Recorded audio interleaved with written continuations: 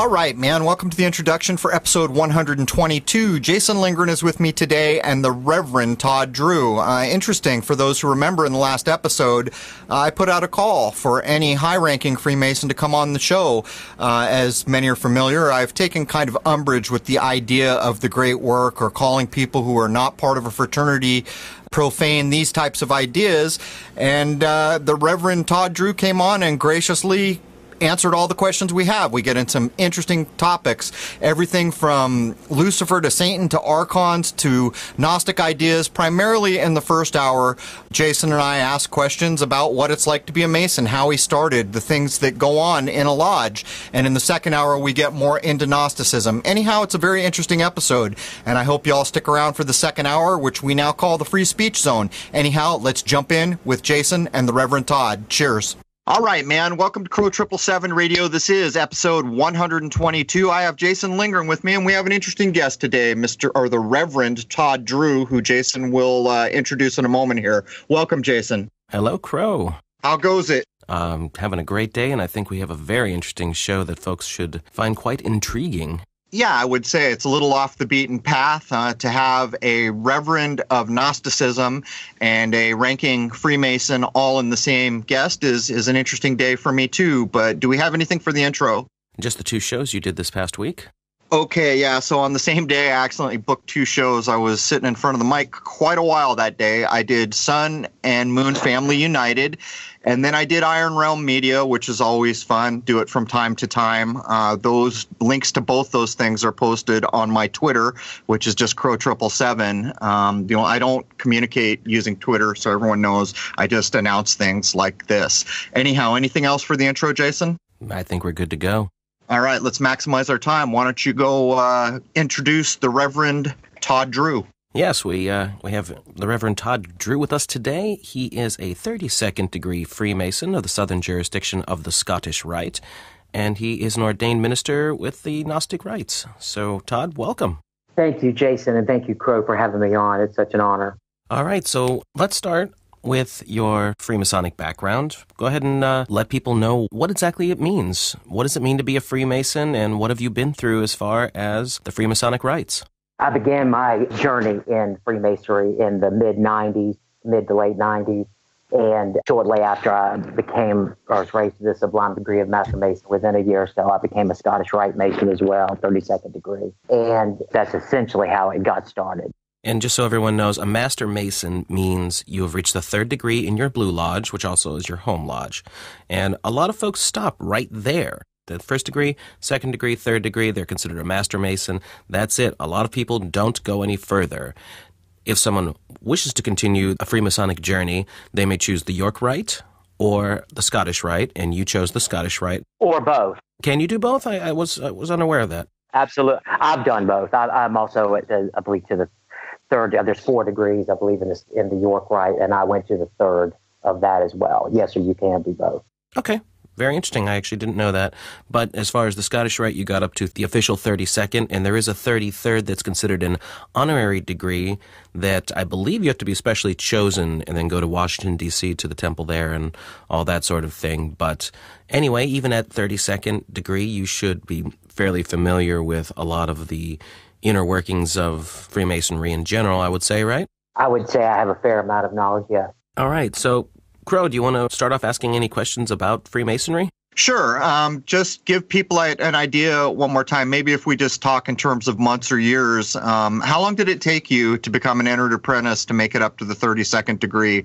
About 90 days, or maybe a little over 90 days. Let's just say 4 months, essentially, because there is a catechism in between, that there's some memory work that takes place in between to kind of prove your understanding of the degree that you just took place in before you move on to the next degree. I did want to mention that when Jason was talking about the degrees in the 32nd degree, the highest, it is universally recognized that the 3rd degree is the highest degree in Freemasonry. Everything else is just an enhancement to that.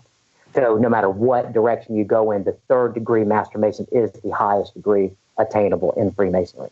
So when I got out of the Marine Corps, I had people that I was in with who went into certain industries where it's very common for the average blue-collar worker to be in a lodge, and I was surprised to hear this, what you just said, how quickly people reach these, what most outsiders would probably consider upper degrees. Yes. So, I mean, what's it come down to? Like tests or something like that? Do you literally study and then take a test? Is that how it works?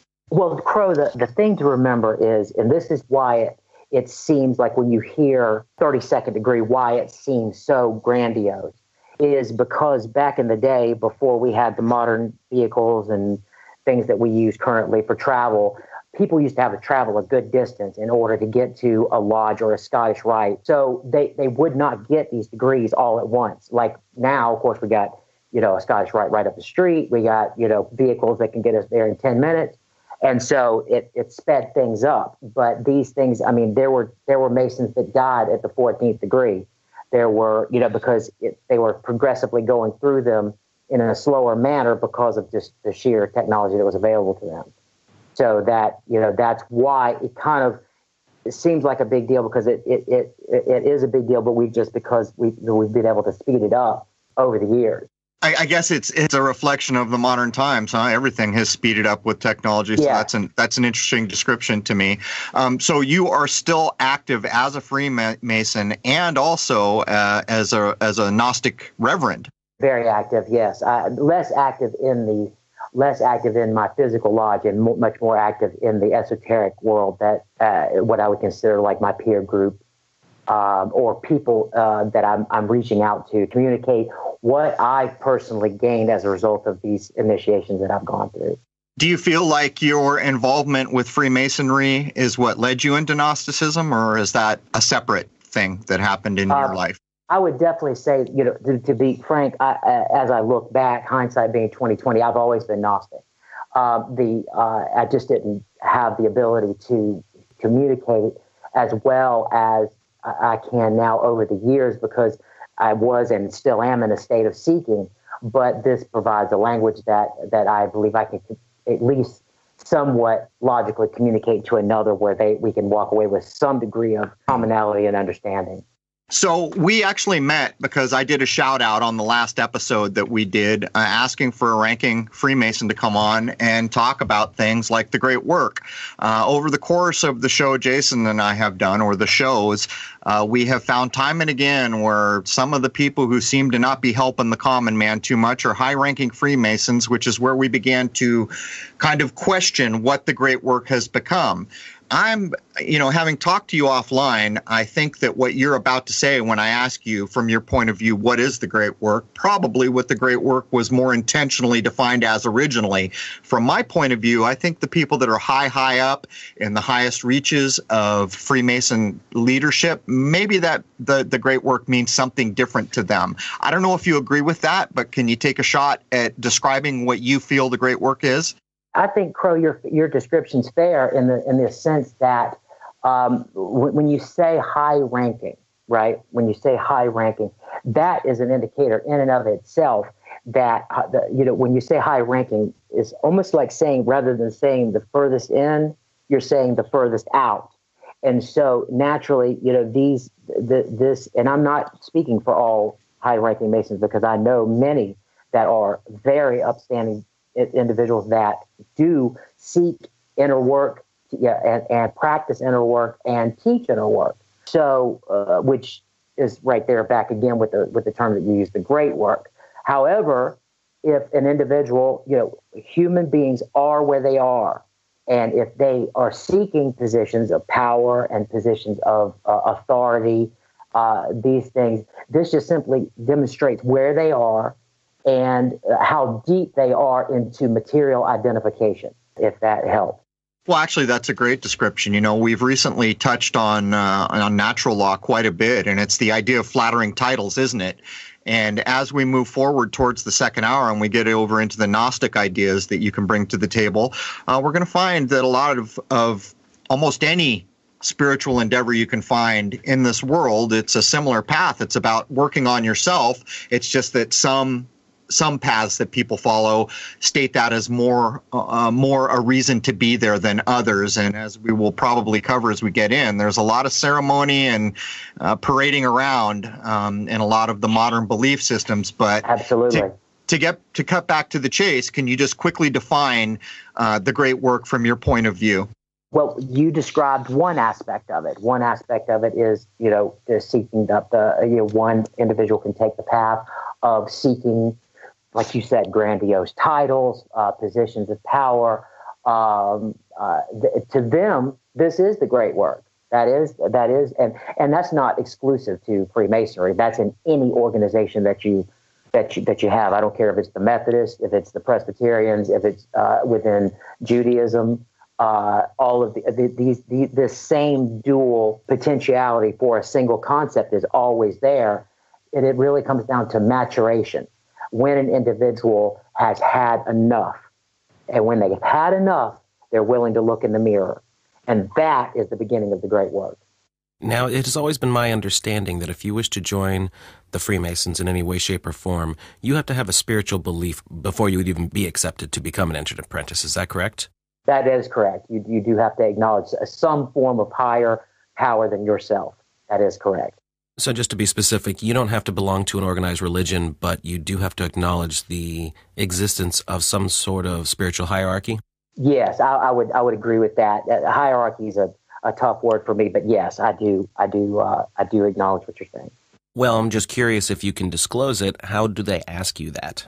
Oh, it's blatantly asked on the petition, which is a published thing that anybody that wanted to petition a lodge could read. So it's on the petition that you acknowledge, a belief in a superior being or a higher self, so to speak. Can you give us the breakdown of when someone decides they want to become a Freemason?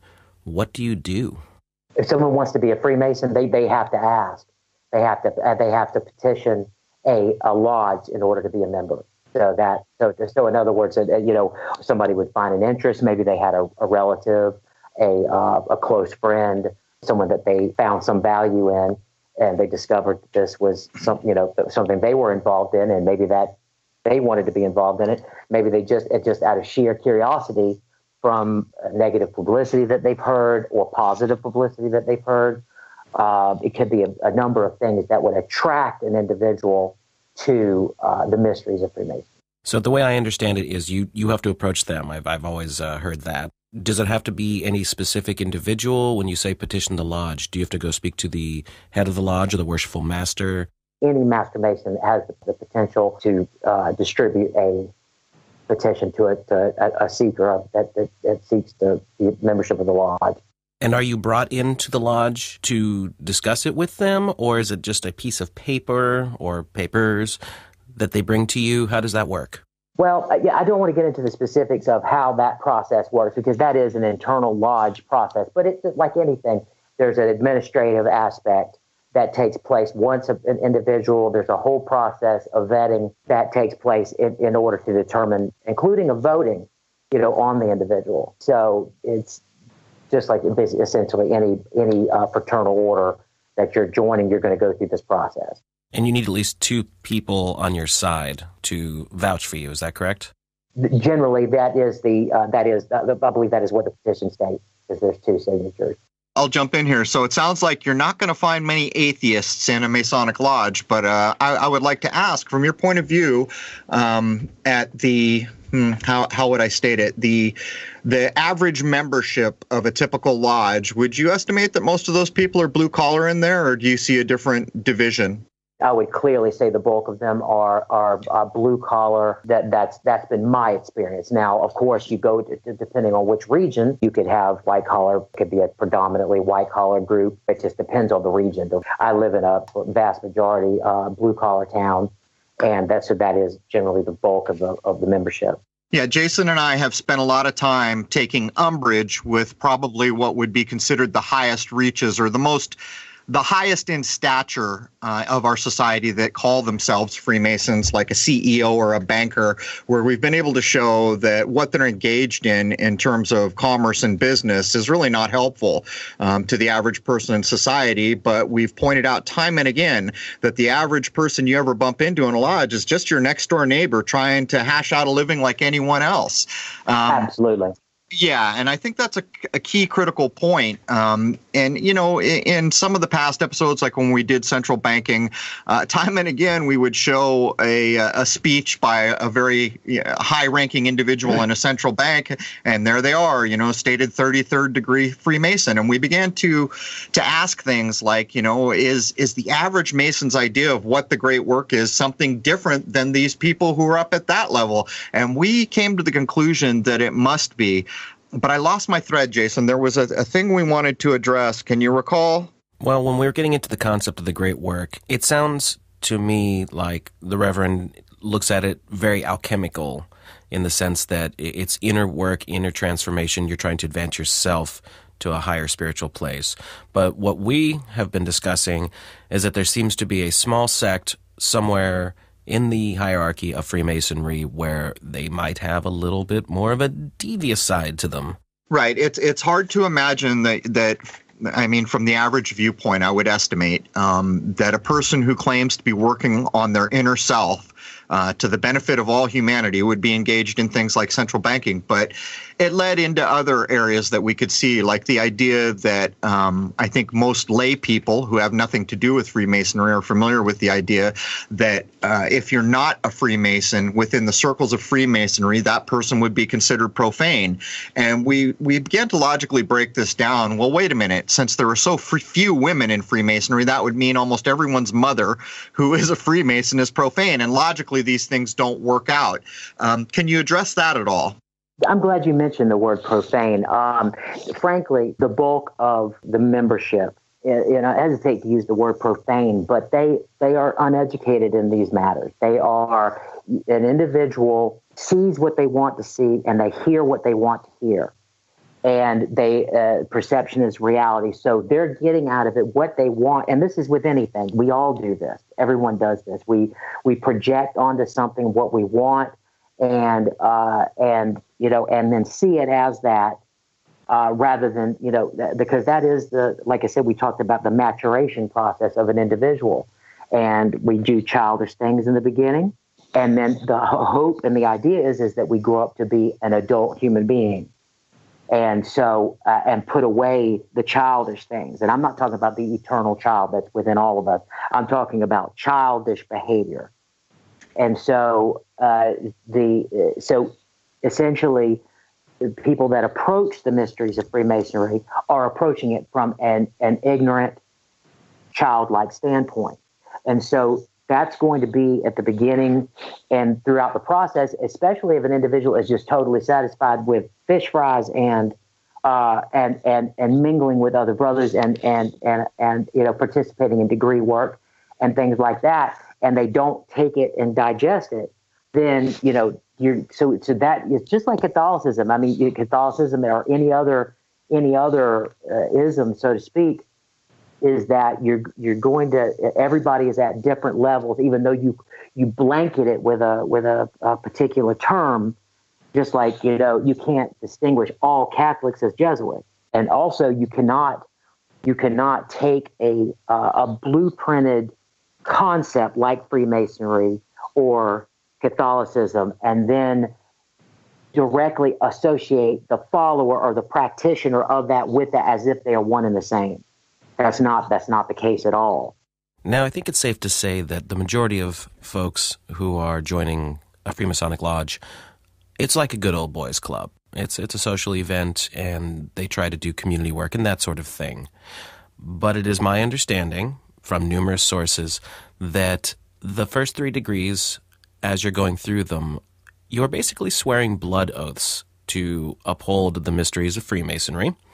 And each one of the degrees has a different way that death will be brought upon you if you betray the secrets. I don't know if that's something you're comfortable discussing or not, but I do understand that to be the truth.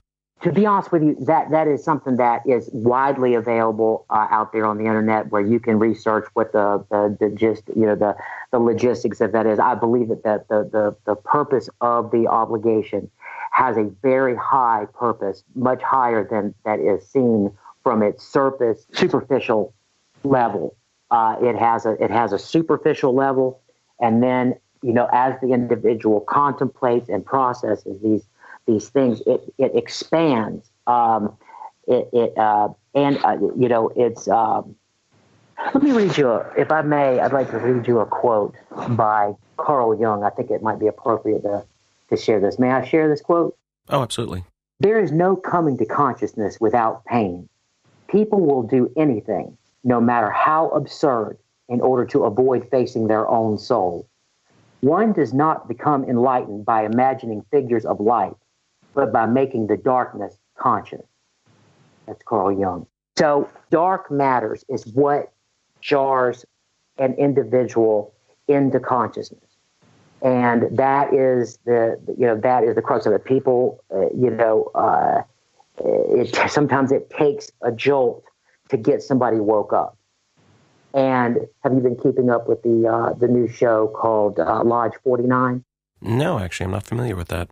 Highly, highly recommend that show. It's on, I believe it's shared on Hulu, but it's an AMC original. And they're like into their, I believe they just released their 4th episode. But it demonstrates this quite nicely, and like I said, without subtle, because to get us into it's like, for instance, let me just give you an example of a kind of a brutal situation that awakened what's recognized as a really decent human being, and that was Gandhi. Gandhi was on a train bound for South Africa on first class. And he was a lawyer. He was a high-end lawyer from London. And but the South Africans saw him as a minority that was very undesirable. And when he resisted moving, the conductor came back and asked him to move to the back, that he did not belong in first class, regardless of the ticket that he brought. When he resisted, he wound up getting thrown out in the middle of the night in the middle of nowhere. And this began his journey into activism. It wasn't until he was personally impacted that he got it. And that's the sad reality with human beings. It's a dream, and it's a wonderful dream until that dream turns into a nightmare. And then all of a sudden we want to pinch ourselves and wake up. Right. So going with your idea that the degrees are more symbolic, what would you say that the higher purpose of them are then? The purpose of the degree is to introduce one to themselves. That is the absolute purpose of the degree, is for an individual. We are born into a world. We have a name thrown upon us that, is a name. Mine's Todd, yours is Jason. We got Crow here. We given these names, but that name doesn't identify us. That's an after the fact deal. And so an individual has, like you've talked about quite a bit with the straw man, our physical self is kind of like a straw man to a degree, or it can be treated that way because we're disconnected from our physical self. And so the idea is to bring one in connection, so we really embrace the physical aspect of ourself and the spiritual aspect of ourself, to bring that into union. That is the ultimate goal. So would you say a Freemason is pursuing light? Further light, yes. Yeah, absolutely. Yeah, that the light, more light and further light, absolutely. Yeah, so an ongoing, a continual process of understanding, to bringing light to a dark understanding. I can see where Jason's about to go here. Go there. Well, let's do it. Yeah, it's like any other term in this world, right? It can have more than one meaning. But before Jason goes down the road, I think he's about to, I want to ask this to get it on the record. So is it your sense that the average run-of-the-mill Mason in a lodge feels like they're working for the benefit of all living beings? Or is it more about, to heck with that for now, I'm working on myself? That's based on the individual. It's what the individual desires, just like we talked about earlier. an individual will project onto whatever it is what they want to see. Because if it's desirable, they will overlook the positive or the negative. They'll accentuate the positive, and they won't worry about the mystery in between. And so that's but it really depends on what the intent of the individual. Now, the individual is generally only aware of their conscious mind, but that there is an unconscious mind that is active as well, whether they realize it or not. So that's the big crux: is what is the intention of the subconscious? What does the subconscious or the unconscious mind want to experience or what is it bringing the conscious mind to in order to achieve an experience? Can you define light for me from the Freemasonic point of view and not from the Gnostic point of view? Light is light. Light is darkness. Light where there was once darkness, light is now revealing that which was once hidden. I can't think of anything better to describe it like that. Right, but how does it equate with the concept of knowledge and enlightenment and hidden knowledge and the mystery schools and all of that sort of thing? Right. So if we're talking about like the occult, for instance, the occult means hidden or secret knowledge, right? We can agree on that. Oh, sure. That's the meaning of occult, right? So the average person, like Carl Jung pointed out earlier, resists knowledge of their soul. They don't want to deal with that because with great power comes great responsibility. And so the average individual, light to them is, I'm really good because this is really leading into some good stuff, and I'm really glad that you brought this up. Sometimes we think we want to know something, but when it comes right down to it, we'll do everything we can to avoid knowledge, even though we act like we're pursuing it. Because sometimes the knowledge is a little difficult to bear. True knowledge of actual truth is very difficult to bear. But you asked what the light was, and I've done my best to describe that. I mean, if I can do any more, but it is simply the purpose. The individual is seeking. They have experienced life. They've experienced many things, and they want to seek more than what they've been exposed to. They believe that there's more underlying this reality than what is initially presented to them. How did your concept and your view of Freemasonic light change from the home lodge to your 30th, 31st, and 32nd degrees? If anything, it just reinforced what I already understood, what was already in me that was driving me towards these exposures and these experiences. It just simply enhanced and reinforced what I had already felt in my heart. I was kind of maybe I was seeking some validation, so to speak. And that is an immature, but also very human thing to do, is to seek validation in understanding and seek others that might have a similar understanding. I mean, I think that's what we do as humans, is that we really like it when we say something and another person gets it. I think there's a real great value to that as a human being. I think that's kind of a reward that we kind of live for, is to be able to speak to another and then really get what you're saying. So to get right to the heart of the matter, there is a lot of talk about the concept of Lucifer from the Freemasonic point of view. Oh, yes. What can you tell us about that? Well, I mean, what do you want me to say about Lucifer? What is it you would like? Let's just jump on that elephant in the room's back and deal with it. What is it about Lucifer that you'd like to know? Who is Lucifer to the Freemasons, and at what degree do you start discussing it? Frankly, I don't recall the name Lucifer coming up in any Masonic other than what you found in Morals and Dogma. See, you have to understand. Are you familiar with the term midrash? No. Okay. Midrash, if you're familiar with Judaism at all, midrash is, okay, so when you're looking at, say, the Talmud, or even the Torah, there is what's called midrash that very famous rabbis throughout history have looked at the text, and then they give a commentary on that text that surrounds the text. So when you open the book, you have a bunch of writing around the actual text that's in the center of the page. And so basically the stuff that some of the more fantastic stuff that comes out is a result of Masons contemplating the degree work that they had been through and then giving their reflection of it, their midrash, their reflection of what they see. And that comes down to arguments. And usually there's sort of a consensus whenever a midrash is published, at least among the group or schism or whatever it is that is arguing a particular point. They are giving their reflection of it. And once it comes as close to a consensus as they can get, that's what ultimately gets published. So, and that could be a group of 5 guys. It could be a group of 100 guys. It just, 1,000. You just never know what all is behind what is published. But these are individual reflections.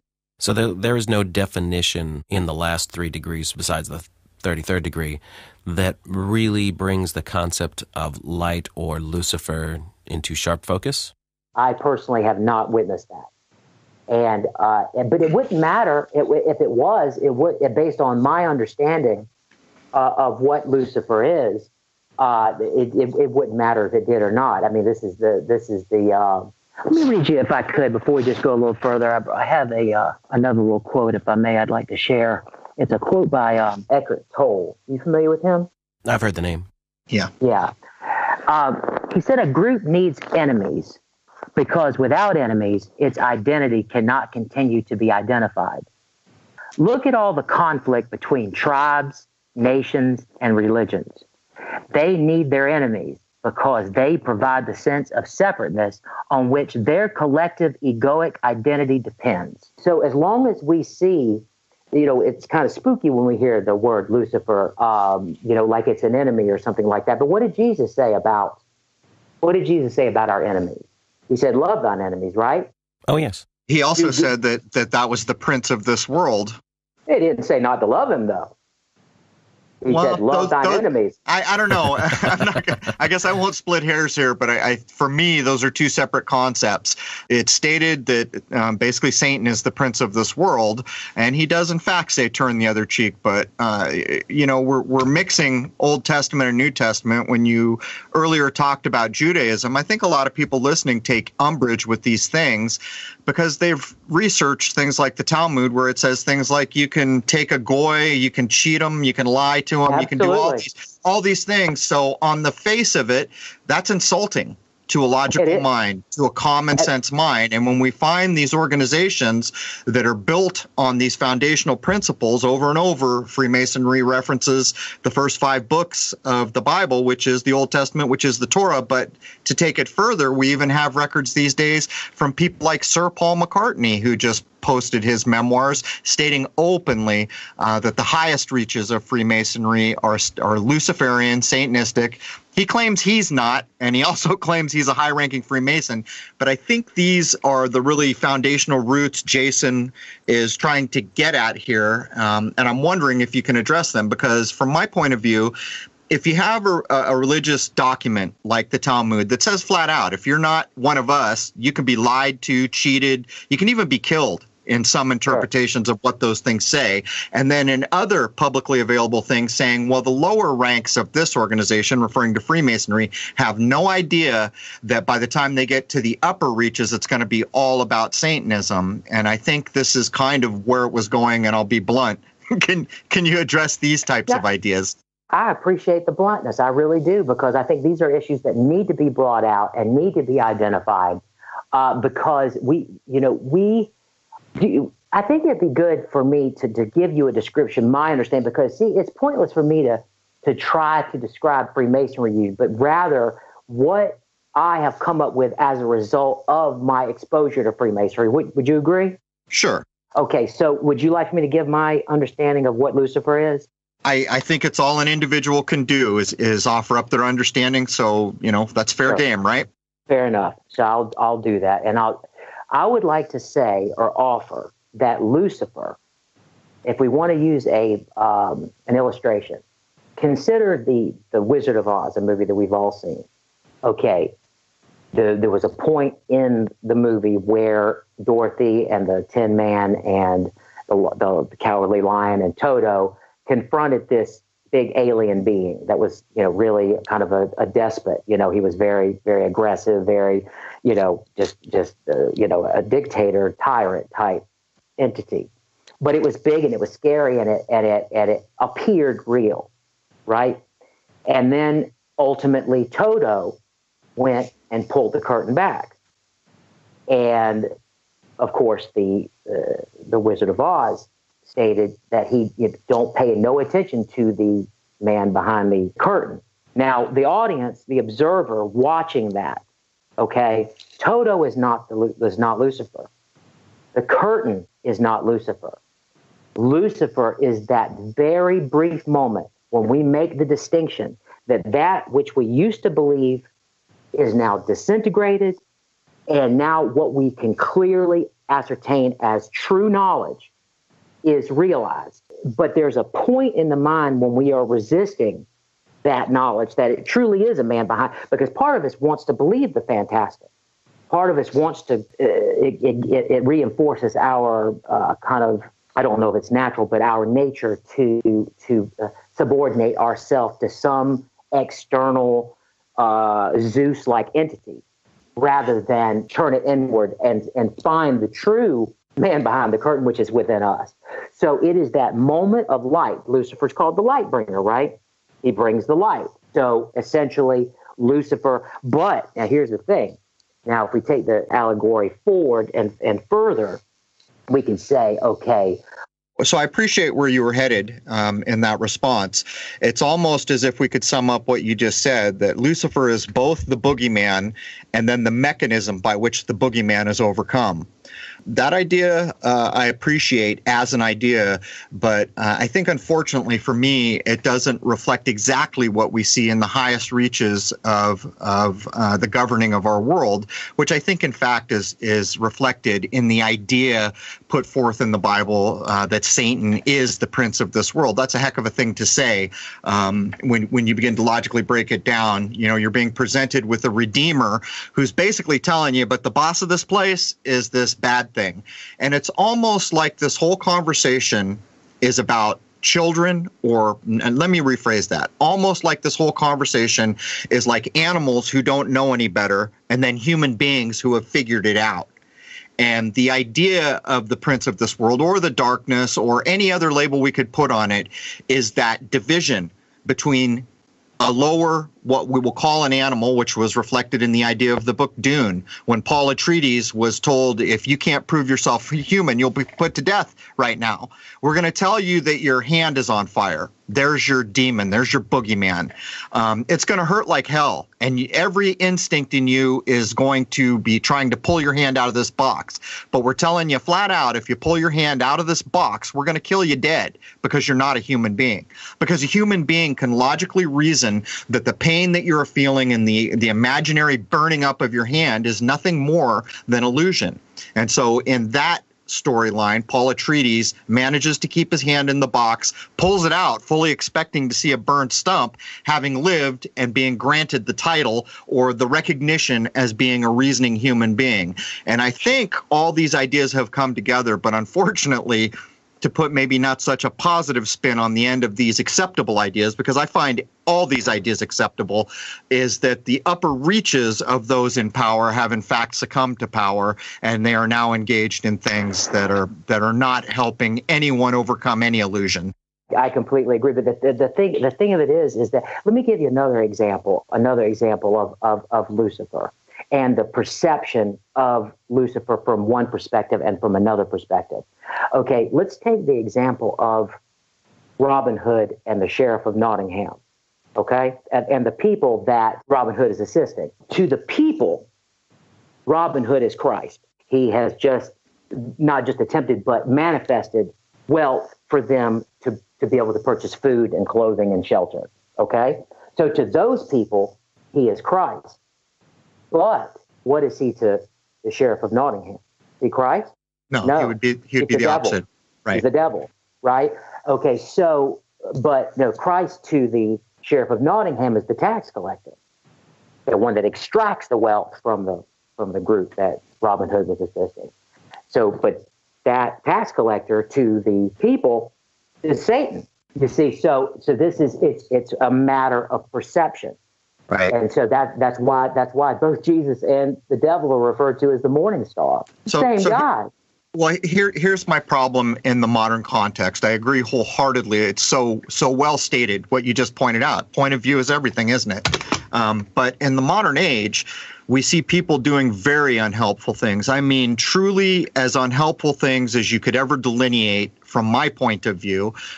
We see these things going on, and you could almost imagine that they're saying, well, we're the Wizard of Oz here. We've got the power. We're making this illusion until these stupid animals wake up and don't fall for this nonsensical illusion. So, in fact, all these things that appear to be bad that we're engaged in are actually testing animals to become human beings. And that is, in fact, part of the mindset we have delineated. But here's my problem.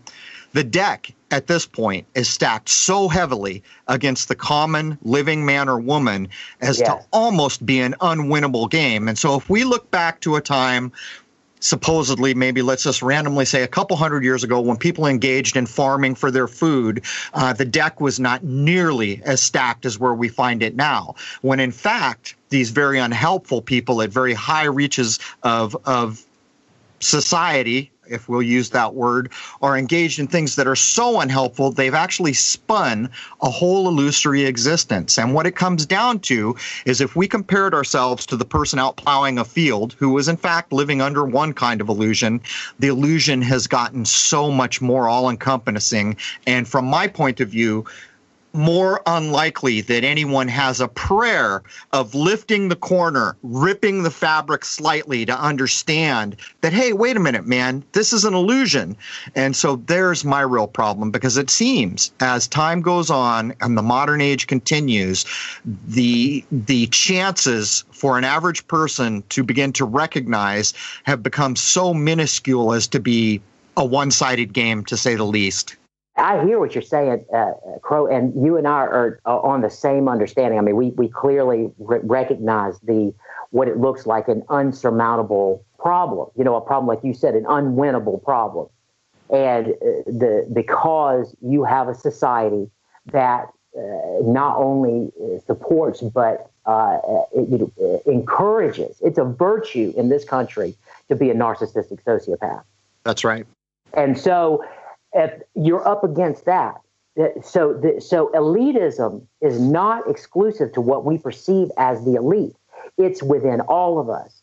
Each one of us have elitist concepts, whether we are fully conscious of it or not. And one of the best things to do is first confront and acknowledge the elitist within us, to recognize that we are, we do have, some of them are natural. Some of them are, I want to be able to distinguish when I'm 2 years old, my mother from the rest of the mothers in the mall, right? So that there is a degree of racism or elitism in that standpoint, because to you, your mother in that particular scenario is the superior mother to the rest of them, because that's the one you know. So it's very subtle. This is why that we have the statement, as above, so below. The problems of, let's just say the big devils, the Rothschilds, right? They experience problems just like you and I do. And even homeless people are, people that are in a more difficult station in life. These problems occur no matter what. I hate even talking about stations and caste and all. I really don't like, but there is a relative reality to that. And so, to have an educated conversation, we have to address it from that standpoint. So this is why it's so important, no matter where you are, whether you are in a complete upper echelon of economic wealth, or if you are in a lowly state, the problems are the same. And so but it's difficult for us, because it's very difficult for me to think that somebody that's, sitting on a $4 million house and, has an unlimited ability to distract themselves from the suffering that goes on in this world. And I feel like I'm down in the mud, with the lowlies. And it's hard for me to have compassion for somebody who is in what appears to be, has the upper hand. But we have no idea to the nightmares that they go through. We're not privileged to that, which they do. Trust me, they do. They have to work extremely hard to maintain their status quo. Well, I would actually estimate that people in the position like a Rothschild has problems that are so much larger than the average individual, and I truly suspect they may have given up almost everything to hold what they hold. But you see, this brings us back to the idea. So you're going to be an entered apprentice. One of the first things you have to establish to become a Freemason, you have a higher power. That's another way of saying, well, all this got here somehow. So whether you want to say God did it or a creator did it, or however you want to try to come to grips with how this place we exist came, somehow it got here, and you're recognizing that. Now, when we get to the point where we see things like the Talmud saying, well, these people created by the creator we believe in are worthless. You can lie to them, you can cheat to them, you can kill them, you can do all these things. Or from the highest reaches of banking, where we have read statements where they've called the general public, and that's a derisive word in my view, useless eaters. Basically, you're being called an animal. That word is a big rub for me. And that has been, I found midrash, let's just say, in Freemasonry that had language like that. And it really upset me. And I vocalized that. It's another way of calling you an animal. Not a human being, not possessing the rights. Yet, we're going to work from this other thing, which becomes a farce at this point, if you're going to accept the idea of goy or useless eaters, that somehow the grand creator of all this makes mistakes. Because there are human beings here that we're not going to recognize as human beings because they're useless eaters. They're basically animals, right? They have not recognized the illusion that we have worked so hard to enforce. But I just wanted to get all that on the table. But Jason, we're getting kind of close, and I've kind of bogarted the end of this conversation. You want to chime in with the last few minutes we've got for the first hour here? Well, I'd like to clarify, since we are right at the top here. Would you say that Freemasons view Lucifer as an actual individual being, or it's more of a concept but not an individual consciousness? There again, we are limited to the explanations given on the reflections of the degree work.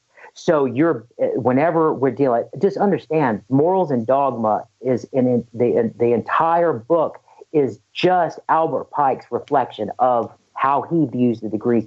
Just like Sigmund Freud, his method of psychology is based on his problems that he projected out on everybody, that you, Jason, and you, Crow, are ultimately hate your father and you want to marry your mother and all these things. See, to him, that was his perception. Albert Pike is no different. He's a human being just like Sigmund Freud.